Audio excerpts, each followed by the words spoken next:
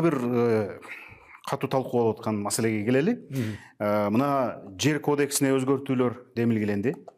Ага ылайык ушул ижара маселеси азыр кайра иштелип атат да. Элдер ошондо жер сатылып кетпейби деп чочулашты эле. Сиз жер сатылбайт деп айттыңыз. Эми буну мыйзам дагы кепилдейт. Чет элдиктерге жер сатылбашын. Карап көрсөм, мыйзам долбоорунда алгач 10 жылга ижарага берели. Анан жакшы талаптарды аткарып иштесе, анан да 20, анан 50гө деп 3 фильтр коюлуптур да. Анан бирок муну азыр эле пайда боло калгандай түшүнгөндөр болуп атат. Анткени Садыр Жапаров 50 жылга сатып атат деген жердин баарын деп атчабы? Ооба, 50 жылга сатып атат, чет өлкөлүктөргө берип атат. Көлдү саткан атат, көлдүн жерлерин деген пикирлер жайнап кетти. Менин оюмча элдерге маалымат жетпей атат. Сиз түшүндүрүп айтып берсеңиз, азыр жер кодексине киргизилген өзгөрүүлөр кандай иштейт? Жер кодекси баягы 50 жылга берилсин деген. 50 жылга чейин деп койгон, бирок ошон үчүн 49 жылга деп берип атпайбы? Аскар Акаевдин мезгилинде келе кабыл алынган мыйзам да бул. Ошондо 35 жыл болуп атабы? 35-36 жыл болуп атат, 92-жылы кабыл 92 жылдан баштап. Ошондо 34 жыл болуп атпайбы? Ошондон бери ошол 92 жылдан бери 49 жылга алган адамдар бар экен бүгүн дагы. Ошол мезгилде. Бирок бир чырпык сайбаптыр.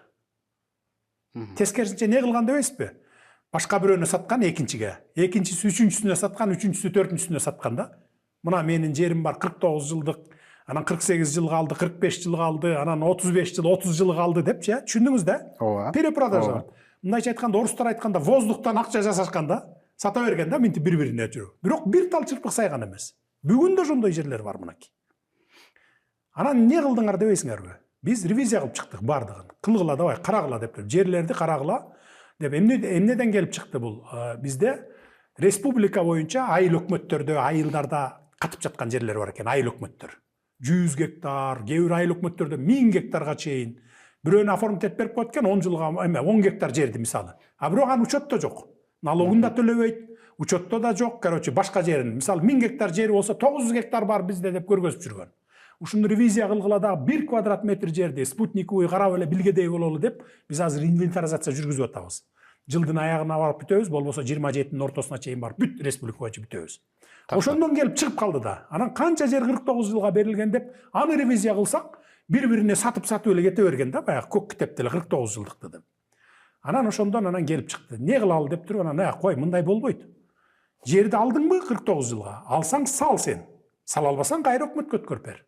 Анан башка бирөөгө сатып, ал жерден воздухтан акча жасаба деп туруп анан кийин мыйзамга өзгөртүү киргизип, азыр жөн эле бул сунуш. Биринчи 10 жылга берели, 10 жылда салса, мисалы завод салам, фабрика салам, логистика салам, же болбосо бир 5 жылдыздуу отель салам десе, 10 жылда баштасын, 1 жылдан баштасын, 10 жылга берели дагы, жакшы салат экен деп туруп 25 жыл узарталы. Дагы салса, анан кийин 49 жылга мынакей, эми сен колдоно бер бир жерди, мына сал.